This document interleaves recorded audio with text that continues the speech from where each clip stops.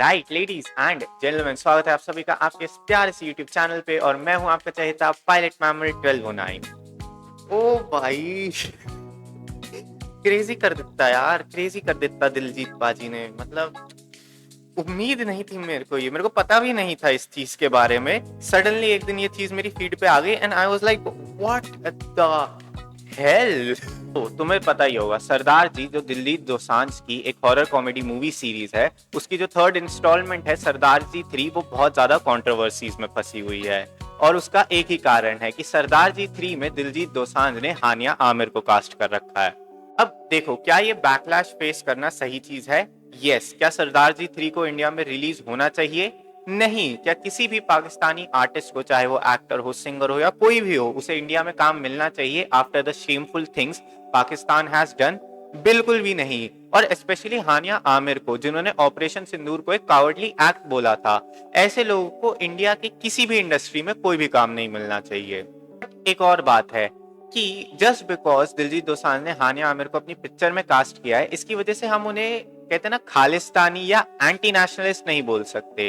मैं ना तुम्हें एक बहुत ही सिंपल सी चीज समझाता हूँ। Diljit Dosanjh is a very talented man, मुझे उनके गाने बहुत ज्यादा पसंद है, लेकिन first and foremost Diljit Dosanjh एक बिजनेसमैन है। देखो, जहां तक मेरी नॉलेज या अंदाजा जाता है, सरदार जी 3 की जो शूटिंग है ना, वो फालगाम अटैक से पहले ही खत्म हो चुकी होगी। And as we all know, Pahalgam attack से पहले Hania Aamir was so trending in India. मतलब लिटरली हर लड़का हानिया आमिर के पीछे दीवाना था इंडिया में।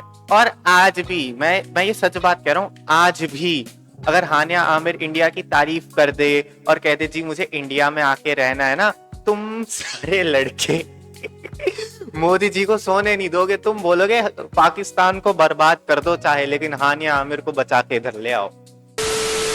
The reason why Diljit Dosanjh must have casted Hania Aamir in Sardaar Ji 3 because Pahalgam attack से पहले जब उन्होंने कास्टिंग के डिसीजंस लिए होंगे, तब हानिया आमिर इंडिया में बहुत ज्यादा ट्रेंडिंग पे थी।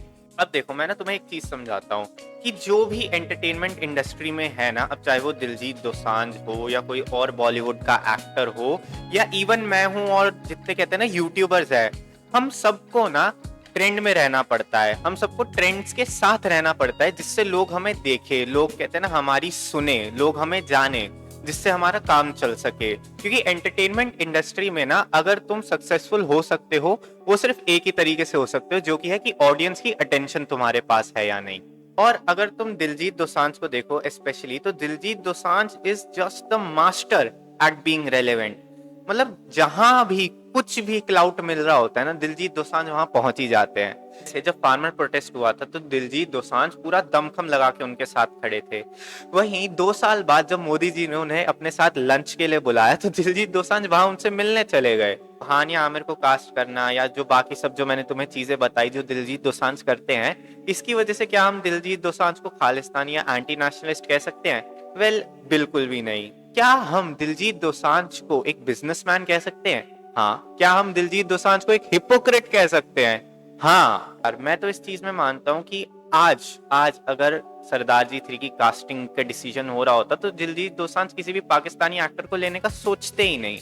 और ये चीज सिर्फ दिलजीत दोसांझ ही नहीं है, ये ट्रेंड तुम देखोगे हर बॉलीवुड एक्टर के साथ है ना। जैसे एक मैं तुम्हें बहुत ही फेमस एग्जांपल दे दूं, जब दीपिका पादुकोण की छपाक मूवी आई थी आई गेस, तो वो जाके जेएनयू के प्रोटेस्ट में खड़ी हो गई थी। लाइक लिटरली जब पहली बार वो वीडियो सामने आया था ना, तो उसमें लोगों ने रिकॉग्नाइज भी नहीं किया था कि दीपिका वहां पे हो सकती है।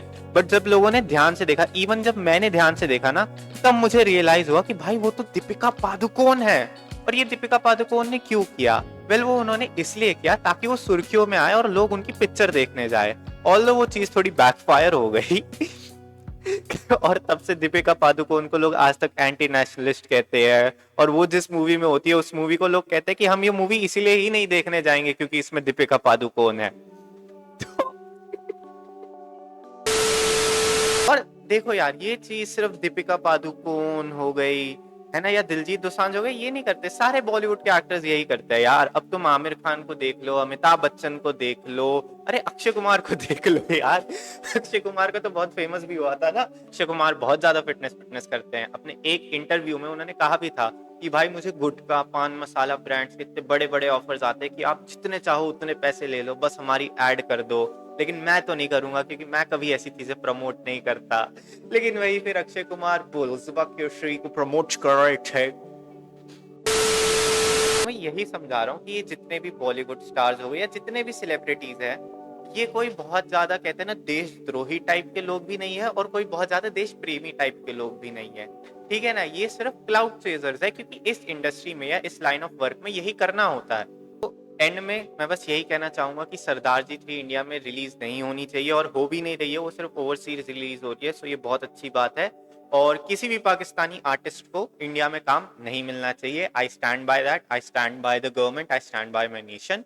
बाकी जाके किसी को हेट देने की कोई भी जरूरत नहीं है। मैंने तुम्हें कभी ये नहीं सिखाया कि किसी को कहते हैं ना जाके हेट दो। हाँ, क्रिटिसिज्म तुम कर सकते हो, बट वो भी एक कहते हैं ना उसका भी एक सलीका होता है, उसका भी एक तरीका होता है। एंड है ना, बाकी आई नो कई लोगों को शौक लगा होगा और कई लोग सोच रहे होंगे मैंने अभी तक इस बात को एड्रेस क्यों नहीं किया कि मैंने आज नया चश्मा पहना है and I am looking fabulous. I know that.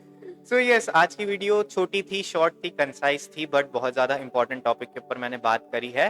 अगर तुम्हें वीडियो पसंद आई हो तो वीडियो को लाइक करना, अगर तुम चैनल पे नए हो तो चैनल को सब्सक्राइब करना। एंड यस, मिलता हूं मैं तुमसे अगली वीडियो में। आडियोस।